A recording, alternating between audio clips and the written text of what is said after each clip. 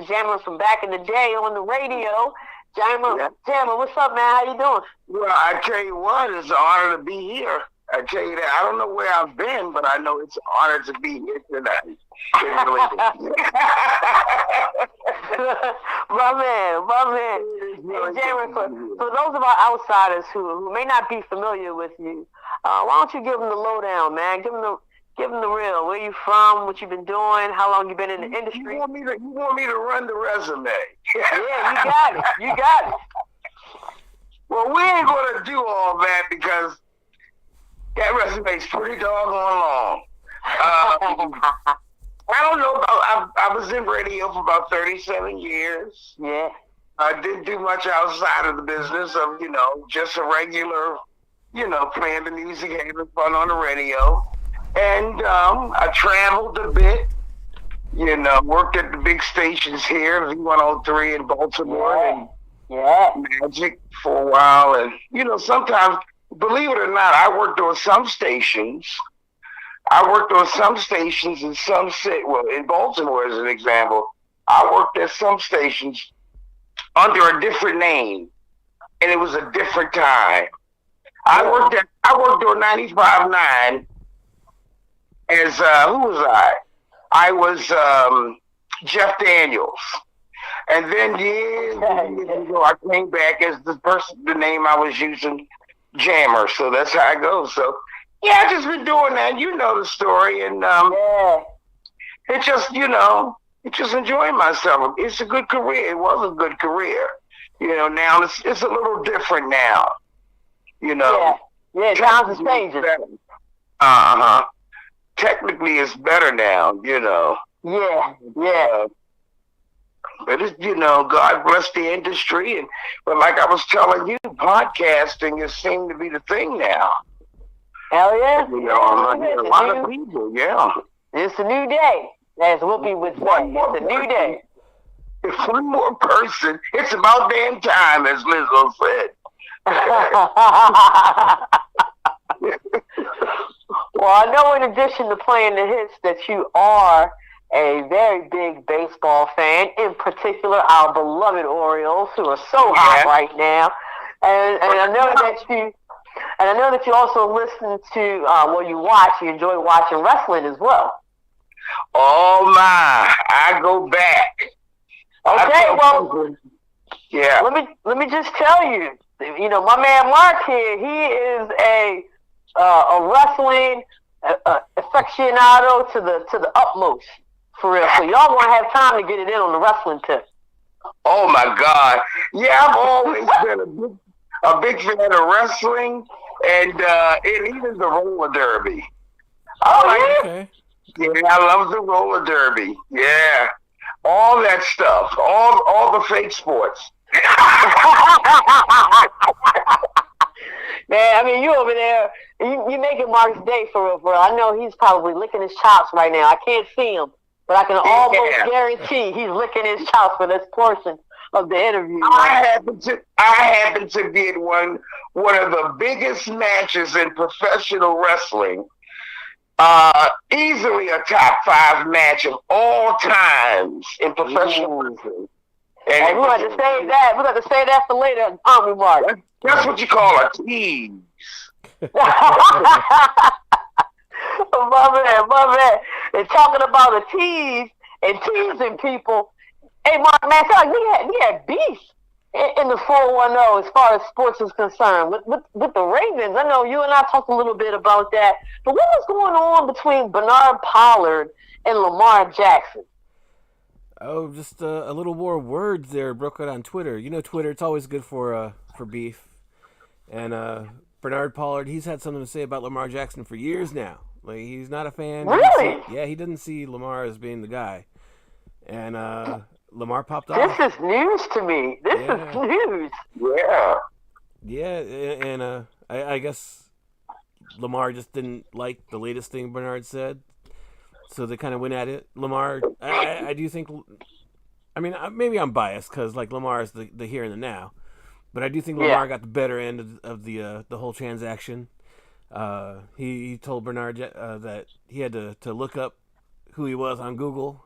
He's like, you got a ring, but you got 2 tackles in that championship game.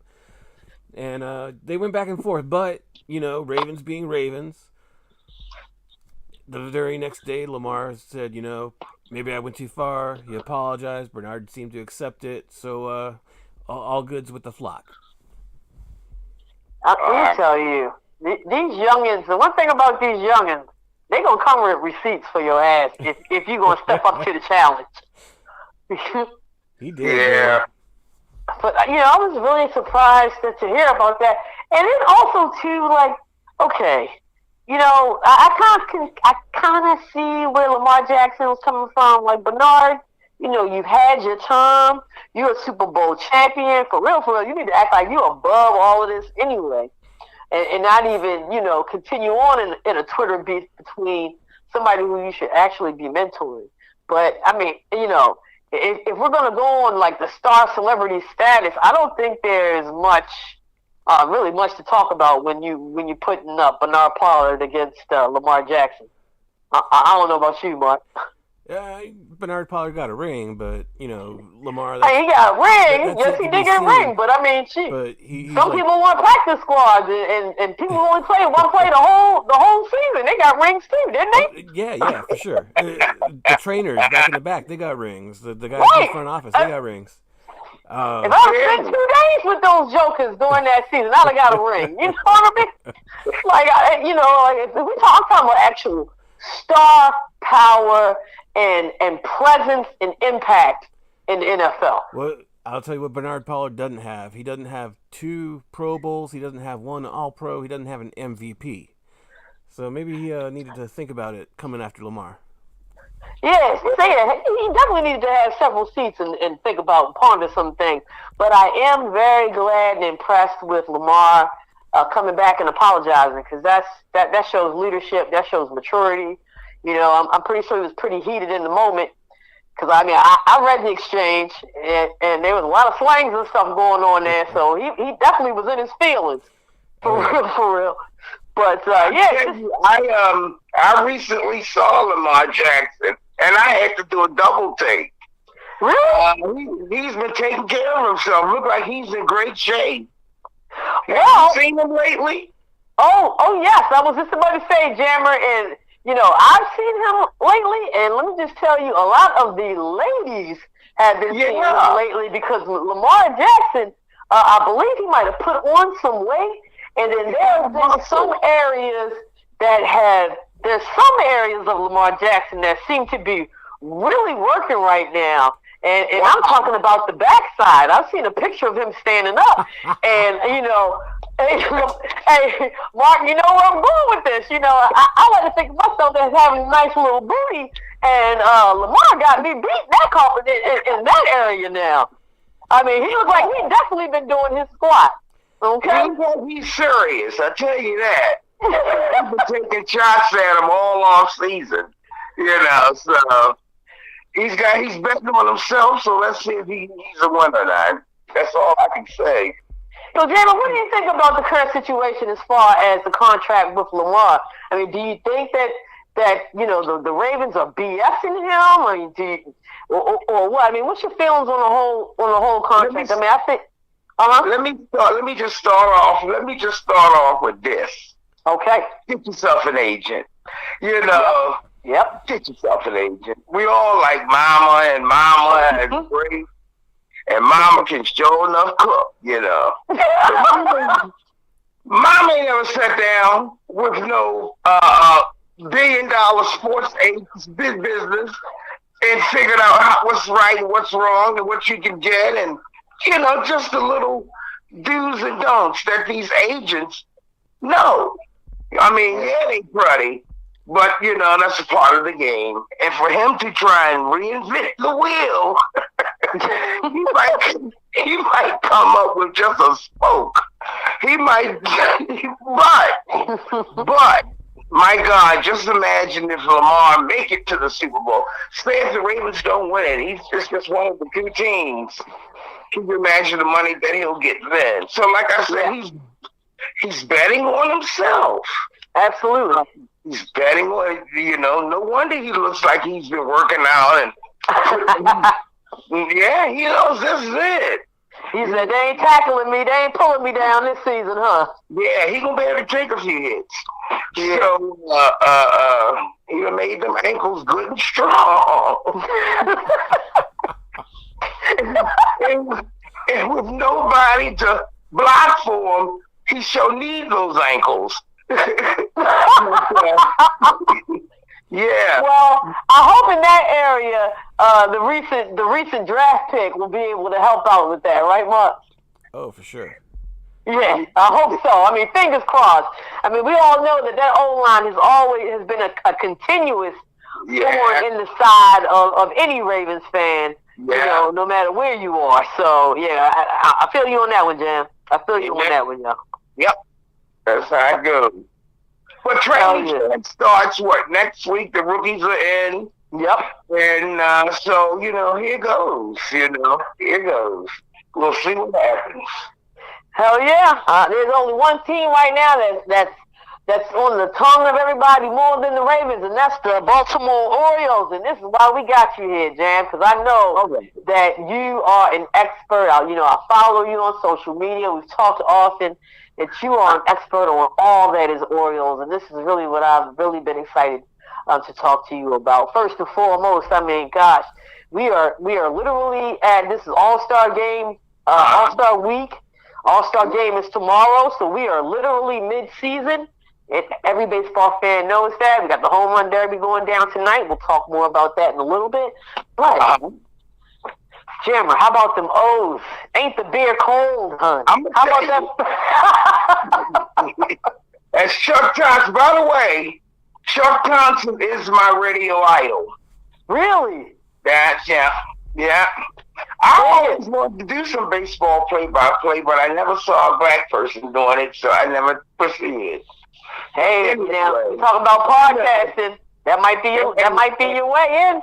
And compared to what we have now calling the games, boy, it's pretty bad. But anyway, this Oreo, this winning that they're doing is just, it came out of nowhere.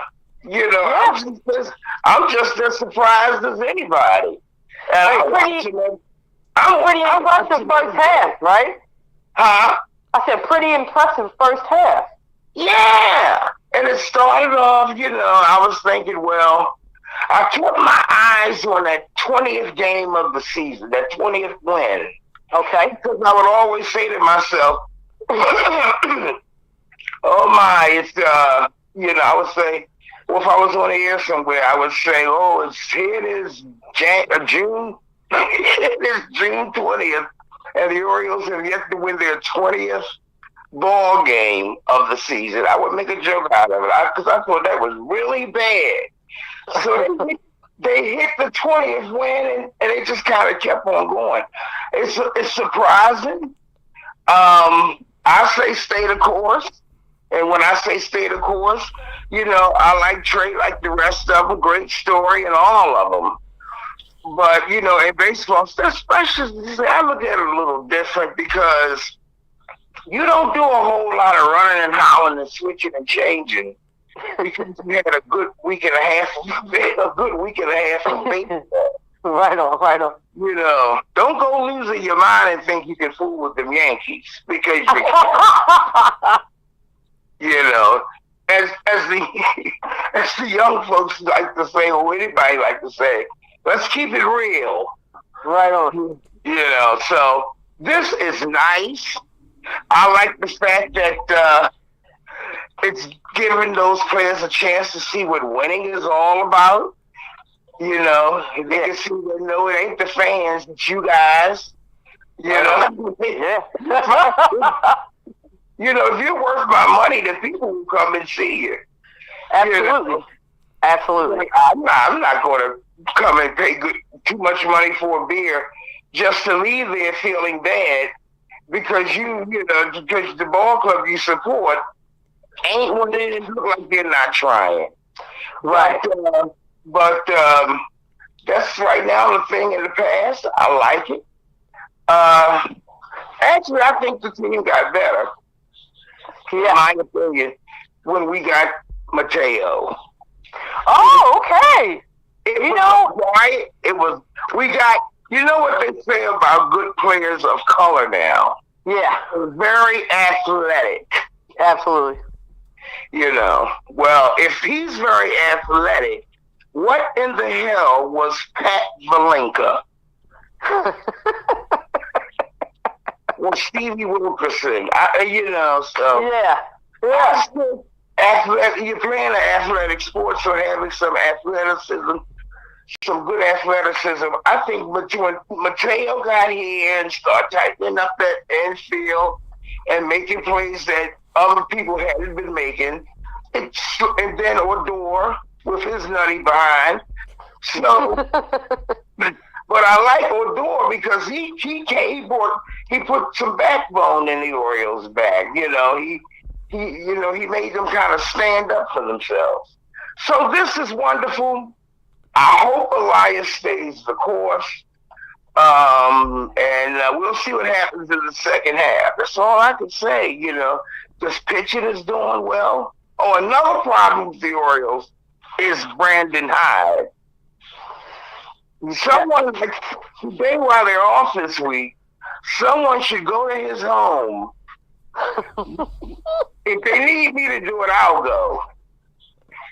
Brandon, it's okay now to manage to win some games.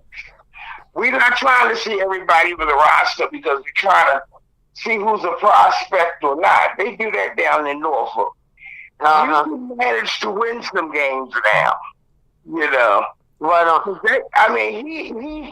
That job he did in Tampa over the week, everybody was kind of scratching their head.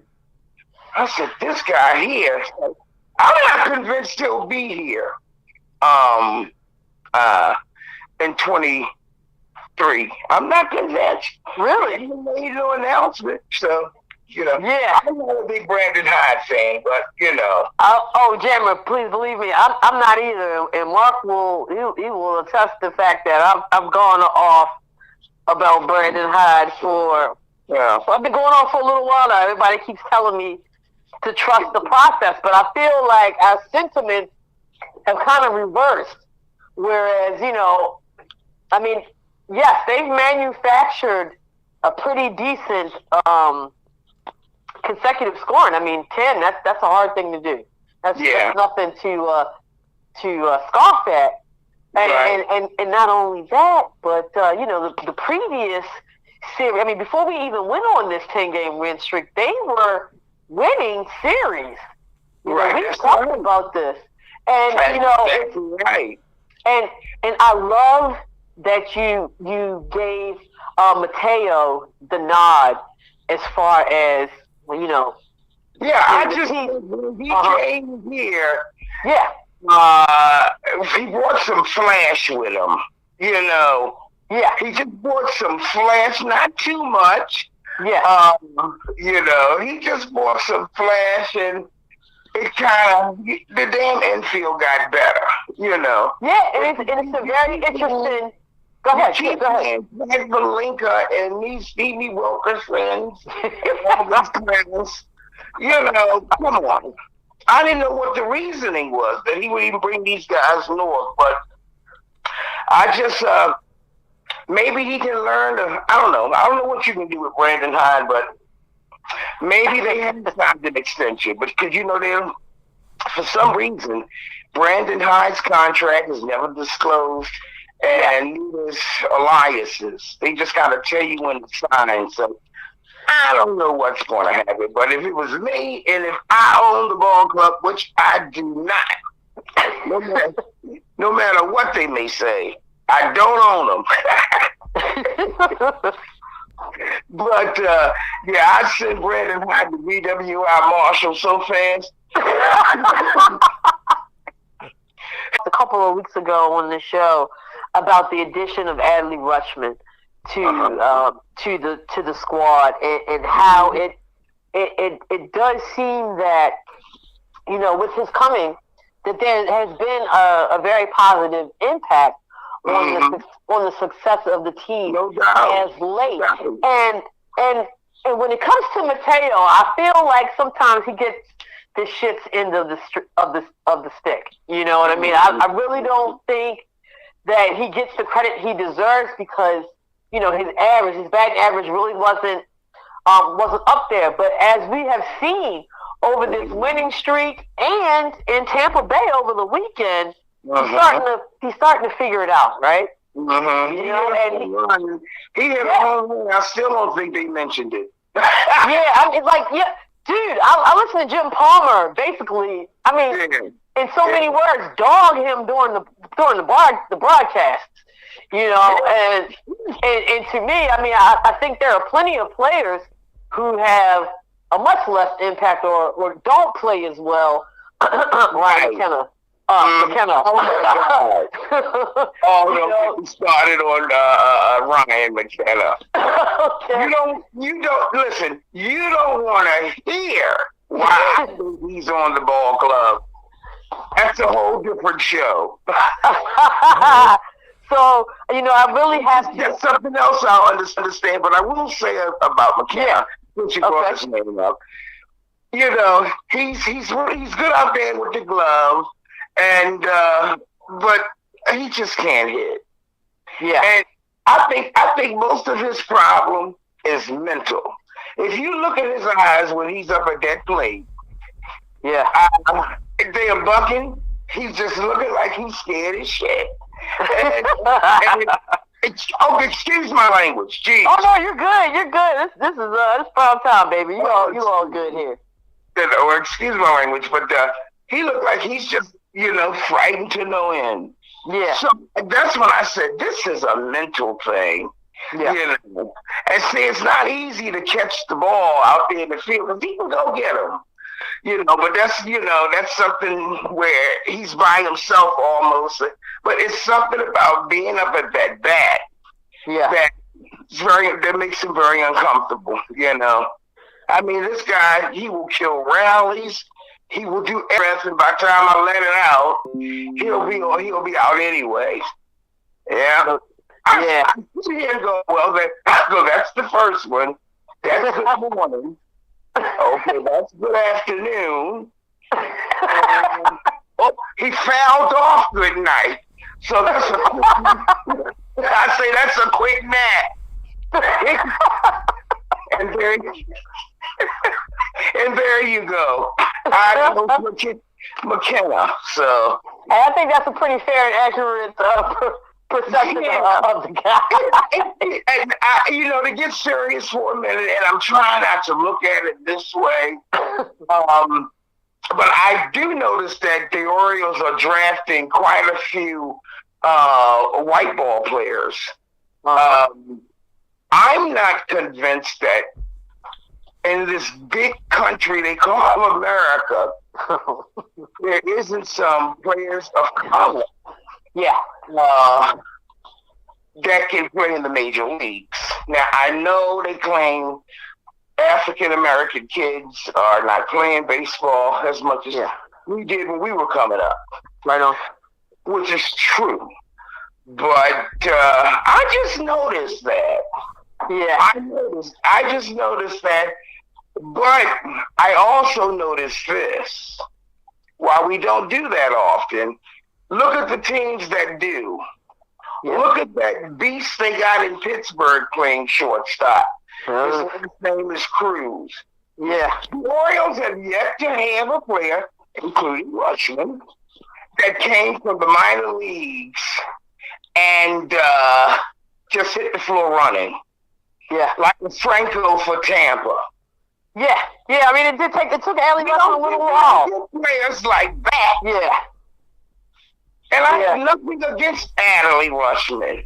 But I just think most of those players, like the Rushmans and all, they're basically players that's been pampered their whole lives with the best of the best. But you take the Dominican player, I look at it like this. If you can pick up a ground ball with a milk carton, what the hell can you do with a glove? Everything. If you can hit that ball with a stick, Well, yeah, give you a real piece of lumber. Then you're gonna have Vlad Guerrero and his son. Oh yeah, who's doing very well up there in Toronto. Is he one of the scariest batters to stand in the box? Absolutely. So we need that. I don't know why the Orioles can't get that. Another one is the center fielder for the Seattle Mariners. You know, the Puerto Rican fellow. Okay.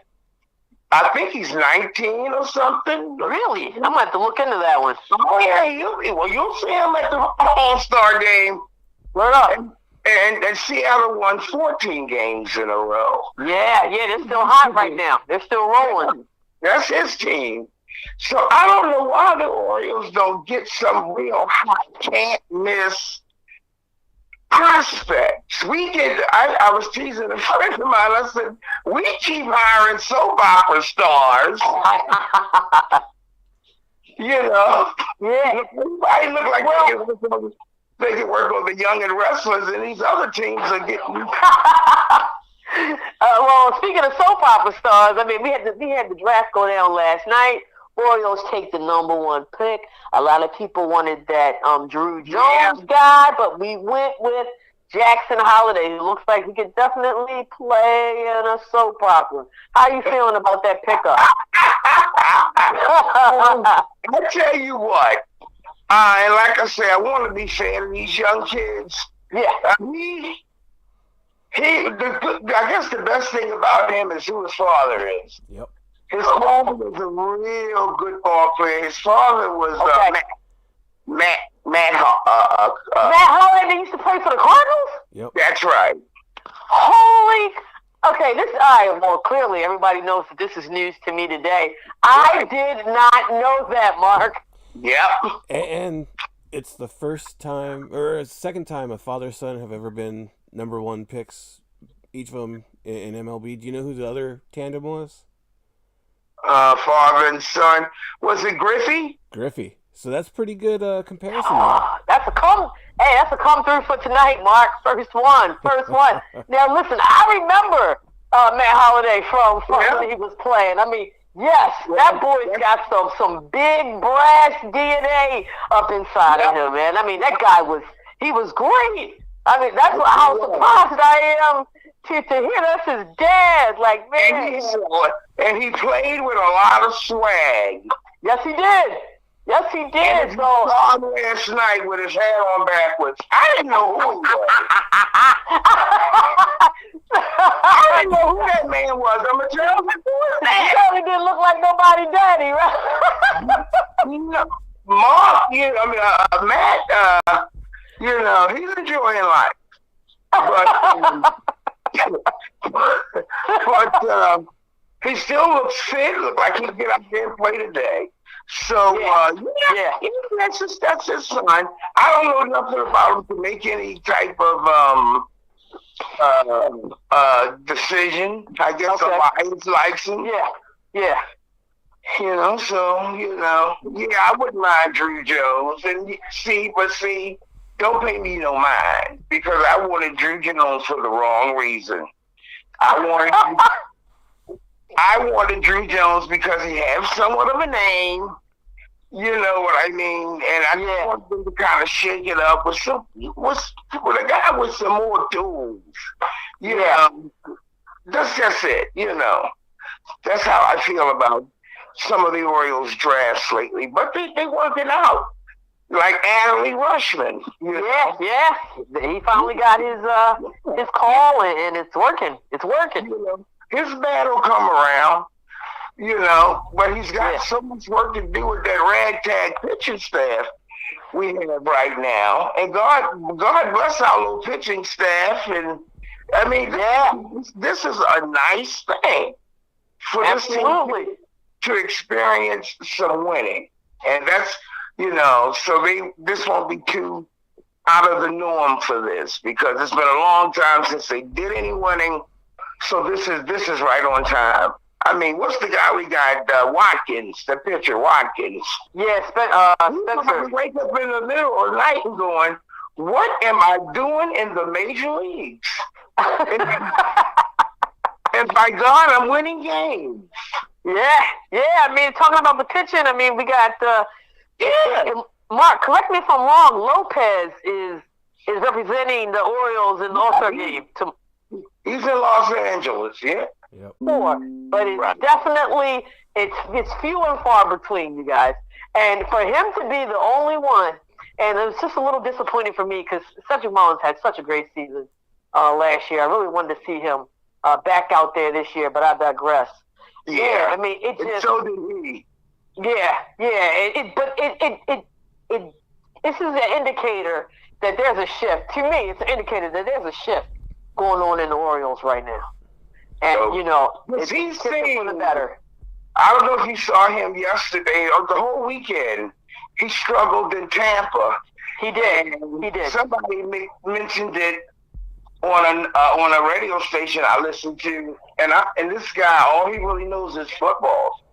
But he did pick it up about Cedric's body language. I said to myself, I think I posted something about his swing, and he just seemed aggravated and pissed off.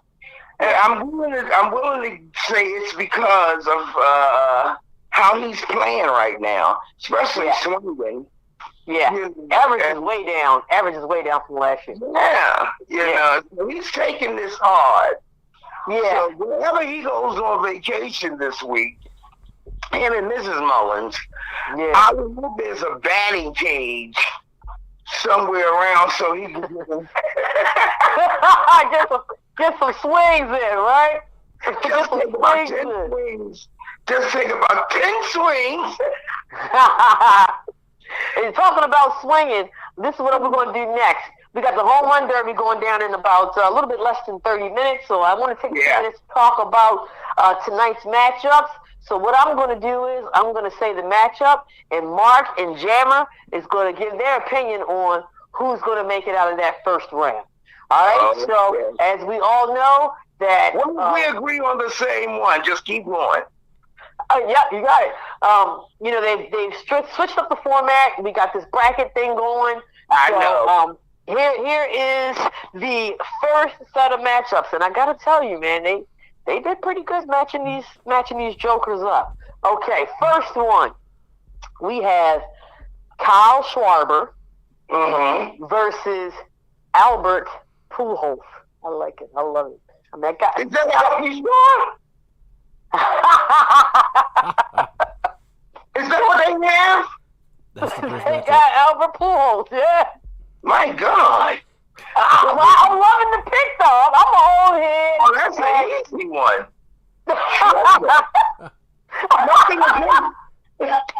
Nothing against Pujols. But, when they invited him and Cabrera to the they were going to be running around the home run derby. But, I got Schwarber all the way.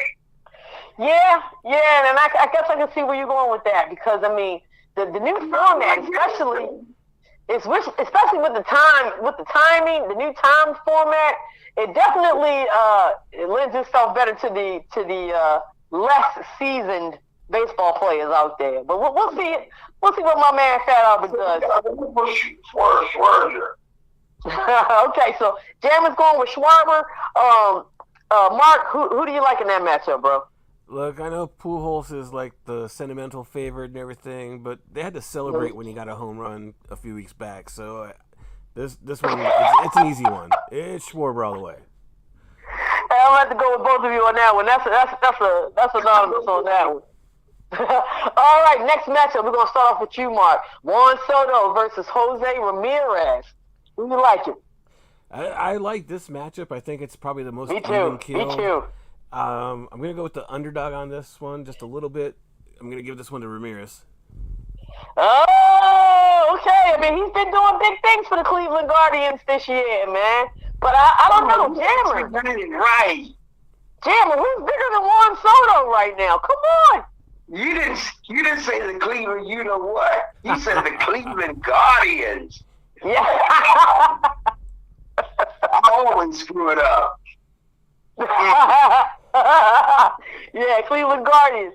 But in this matchup, Do you think Ramirez can best Soto? I mean, he's pretty big right now. Got a lot on his mind, but not that much that he can't beat Ramirez. He loves the spotlight. I'm going with Soto. I'm gonna have to go with Soto too. And Jammer, I absolutely agree with you because my man turned down all that money that Washington Nationals offered him, and he said, "I'm going for bright lights, big city." And I know there's going to be the usual suspects. Dodgers, Yankees going to try to take a stab at him. The ones with the big pockets. I think he would stay in D.C., but they ain't winning nothing, though. But when you tell anybody $441 million ain't enough to keep me there. Yeah, that's a hellified number, Jack. See, he's preoccupied. He's got other things on his mind. That's interesting. But go ahead. All right. Let's do the next matchup. Who do we have next? Okay, this is another interesting matchup, but I think a little less interesting than the other previously mentioned. Julio Rodriguez and Corey Seager. Oh, interesting. And a lot of people don't know about Corey Seager because he plays in Seattle, and their games start when most people are going to bed late. Right. And who is he going up against? Julio Rodriguez, who also plays for Seattle. That's the most I'm telling you about. Oh, okay. That's the young guy. Boy, this will be his first one. The young guys. Yeah, you said he's 19 too. He's something. He's young. Yeah. Adley Rushman is nowhere near the ball player he is. Nowhere near. Not even in the same yard. So you going with Rodriguez in this one? I'm going with. I'll go ahead with. What's his name? Swaggers. Yeager. Seager. Okay, Corey Seager. All right, Mark, who you going with in this round? Yeah, I gotta agree. Corey Seager, he's coming back to L.A. for the first time since leaving the Dodgers. Yeah. And I think he has familiarity with that ballpark, and he's just looking to show up. All right, well, I'm going to have to break off from you two and go with the underdog, Mark. You know how much I love an underdog, especially when it's a super young buck. So hopefully he'll be able to shake off all of these all-star jitters, go out there and do the damn thing. Now, for the last matchup, and to me, this one is the best. This is the one with the cojones in it, okay? You guys, we have Ronald Acuna Jr. We all know about him. He's often on ESPN. We all know who the hell he is. Against another person who we know, the great Pete Alonso. And while I say we know who he is, this gentleman has managed to win the last two home run derbies and will be going for a third tonight against a very powerful bat. Mark, which one are you going to go with this matchup? First I'll say Acuna, they did wrong, put him at 7th seed. He probably should have been higher. But they put him up against Alonso. I think you're going to see maybe in the first round. They knew what they were doing. They knew what they were doing. Maybe for the first round matchups, we're going to see the most balls hit in this matchup. But, since coming up to the majors, Pete Alonso has hit the most home runs of anyone, like 130 since that call-up date. And he's got it down to a science. So I got to go with the reigning champion on this one. Ooh, I don't know if we've ever had a three consecutive winner in the home run derby. Not ever. Consecutive.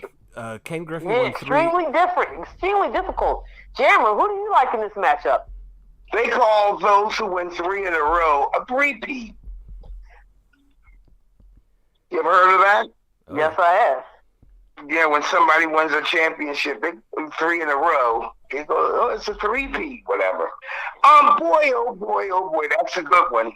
Yeah. But I'm going to go ahead and run with, Ric Flair said it best, to be the man, you got to beat the man. Woo! He's been the man for the last 2 home run derbies, and I think he likes the title. So I'm gonna take Alonzo. Okay. All right. So there you have it. First round picks from the Jabo squad tonight. And I know that we wanted to talk a little bit about the real on wrestling. Mark, I mean, we haven't done this segment in a little while. So why don't we, you want to go ahead and get it in with the Jabo on the wrestling tip?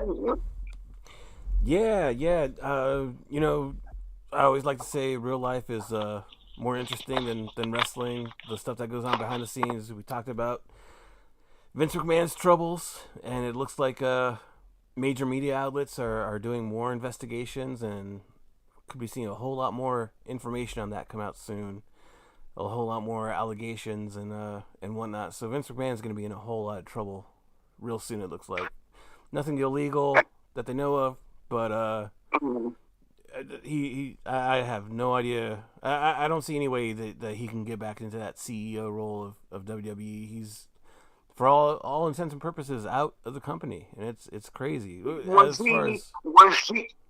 he but from what I'm hearing, he was spending his own money. His own money. That's where he's kind of safe, and that it's not illegal. It's just scandalous. Right. So that might save him. You know, he wasn't using company money. Yeah. But I don't know. But well, listen, Vince McMahon is 152 years old, and I'm not saying that that means anything. He loves the business, and he's done a lot in the business. And for all intents and purposes, he is the biggest promoter. People might not know this, but than anyone next to Walt Disney. Yeah. There should be a picture of Vince McMahon because I don't know when you started liking wrestling, but I go back to the mid-'70s. And I was telling you, we did a tease about what match I was at. I was young, but I was there. And they still have the video on YouTube. I was there that night.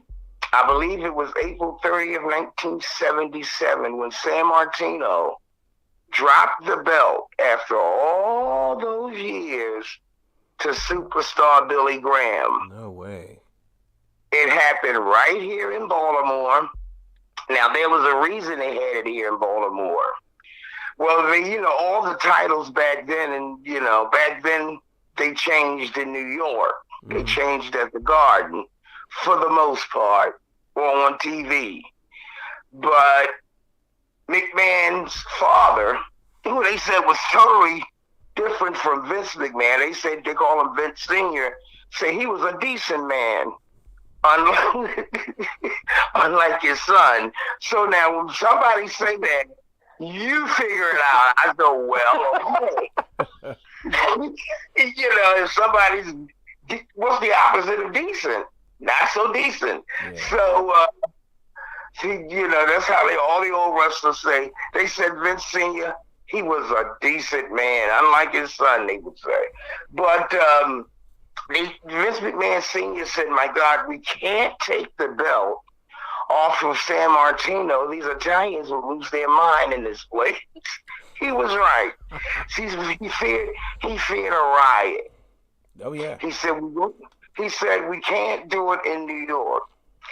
So somebody said, what about Philly? And then people said, are you kidding me? He said, Philly is not much better than New York. And in some places, in some areas, they're worse. So that's when they said, let's do it in Baltimore. And even then, it was interesting because I knew something was going to happen big that night because they rarely would tape house shows. They just didn't at all. They came every month. And, but this night, by the Civic Center stage, there was like some cameras set up.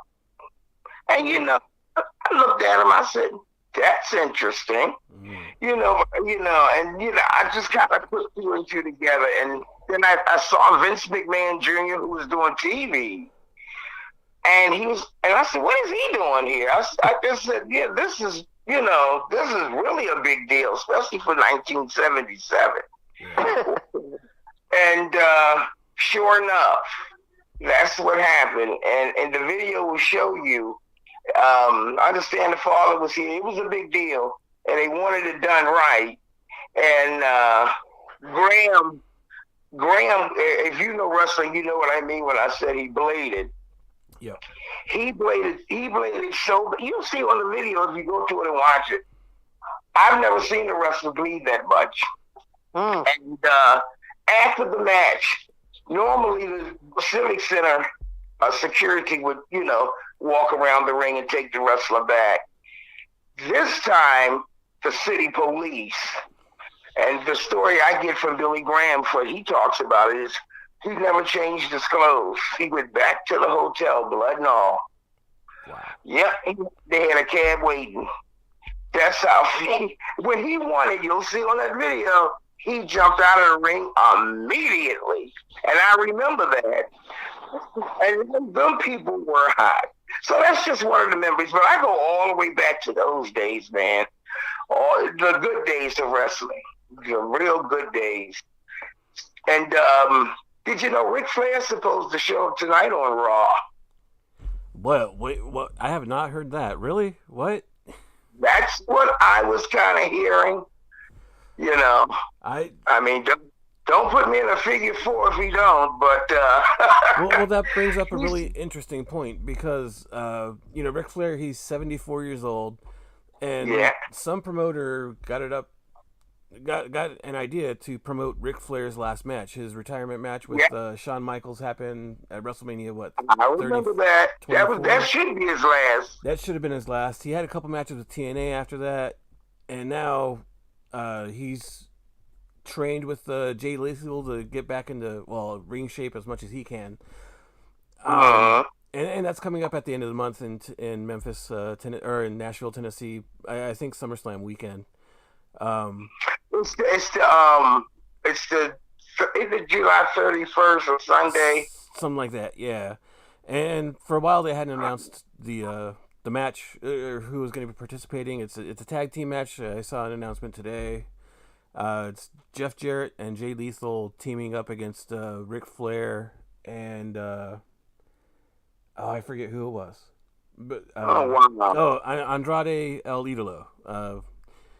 So his son-in-law. So it does look like they're going to be trying to limit his ring time and let other people carry the match. But Ric Flair is 74 years old. He had a really serious health scare years ago. He has a pacemaker. He has a pacemaker. Do you think he should even be in that ring? I don't know what Rick is trying to do.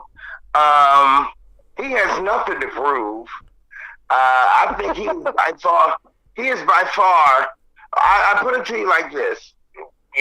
When you got Ric Flair here and you got Hulk Hogan here. Okay, Hulk Hogan is the best sports entertainer ever. Yes. Ric Flair is the best professional wrestler ever. There's a difference. Absolutely. That's how I always say it, That's how I look at it. Hulk Hogan, boy, sports entertainment, with all that, the crowd going crazy and the ears and they're hollering his name and the posing. But best wrestler, as a wrestler should be, that industry, Ric Flair, is the best pro wrestler. Yeah, that's how I look at it. And I thought Hogan, now you got to keep in mind, you would probably say I'm from the old school. Well, yeah, I did start watching in the old school days. But it's just not the same now. I'll peek at it tonight. That is a home run derby, of course. But I'll look at it, but those days of dusty roads and the feeling you would get. We used to sit in that Baltimore Civic Center one Saturday every month. I mean, even from a kid, I was a kid, but then even as I grew up, I stopped going to wrestling I think when SmackDown and all that stuff started, I went down there. I never left the wrestling show early. Yeah. But this time I did. I think intermission, I was out. Oh, wow. Yeah. Yeah. But it's okay. It's sports entertainment, whatever you want it to be. It's the wrestlers now get paid way, way, way more money. Yeah. Than those guys, and they work less, you know. And they probably get more publicity because wrestling is now in the mainstream. You know, back when I was going, you know, it was all about bowling alley, set up a ring, and, you know. Oh, yeah. Well, one really interesting thing about tonight also on Raw is that it's the first time in 14 years, I believe, since it'll be rated TV 14. The PG era, as they call it, is officially over. They've re-rated their show. I think it's going to get some people watching to see if they go risque again. I don't think so. I did not know that. Yeah, they're going TV 14 again. But their main competitor now, AEW, is TV 14. And right. It seems okay, that's a good question. Yeah. I guess we're going to wrap up here. Yeah. But what do you think of AEW? Oh, I love it. He loves it. He loves it. Yeah, it's got some great stuff on there. It doesn't hit a home run every time. Don't get me wrong. But you know my problem with AEW is, God, they got too many damn wrestlers. Well, they started I letting can't people keep go. up with them. You know, they have too many. Tony Khan, God bless him. He got it, I guess, like that. But my God, he's got too many. I can't keep up with the storylines. You know, that's my thing. But I like the fact that he bringing back some of the old type of, you know, the old style somewhat. But it's a good competitor for Vince. And I guess maybe since Vince isn't running this now, maybe you'll see more, you know, Attitude Era. Mm-hmm. Have you? Maybe Shane will pop back up. Maybe. Have you checked out any of AEW's pay-per-views? I've never checked out any of their pay-per-views. Never. I will say All Out 2021 last year was maybe one of the best wrestling pay-per-views I've ever watched. It was solid wrestling. Is that the one in Chicago with CM Punk? CM Punk's first match back, yeah. And it was just exciting the whole night through. I've actually, once you buy something on Fight TV, you have it forever. So like I've gone and back and watched the whole show a couple times since then. It's that good. It's that good, yeah. Jeez. Have you ever watched? Let me see. Have you ever watched A Flair for the Gold? Well, I remember he had like a promo segment called that for a while. No. A Flair for the this is with Ric Flair against all your race. When Flair won the belt, it was called The Flair for the Gold, Thanksgiving night. Yeah. That to me was one of the best. Every match was just good. Yeah. Every match. See, I've always liked NWA better than WWF. Mm-hmm. Even though you know, this is their area. WWF go in Richmond, and then they have to turn it. Well, back in the day, Vince couldn't go down there after they did the Richmond. The Norfolk. Once they did the Norfolk Scope Arena, whatever down there, that's where they turned around, and the NWA didn't go no further than Norfolk. Yeah. That's where they had to stop and turn around. Mm-hmm. That's where there was territories in wrestling. I don't know if you ever heard about wrestling territories. Oh, yeah. Yeah. Vince bought them all. And people were mad at Vince for decades. There's probably still people that hold grudges on Vince for doing that. Oh, my God. He even said he thought they were going to try to wipe him out. Yeah. Well, yeah, I mean, pretty infamous story is when Hulk Hogan beat the Iron Sheik for the WWF title. Vern Gagne from the AWA had put a hit on Hogan to break his leg. That's right, break his leg. And Iron Sheik said absolutely not. She didn't do it. Nope. He stuck with what they asked him to do, you know. And I'm surprised because he was a loose cannon, but I don't think he was as strung out as he eventually got to Iron Sheik. Yeah. He's together now, I think. I heard he's doing better. He's always on Twitter going on some rants, though. It's pretty funny. Iron Sheik. Well, I'm going to watch this Raw. You got me kind of curious now. Let me see what they're going to say. Wait a minute. I'm looking for what they're going to say here. It's got WWE Live. I guess they put the PG or whatever out front. Is that Booker T? No, where's this guy been?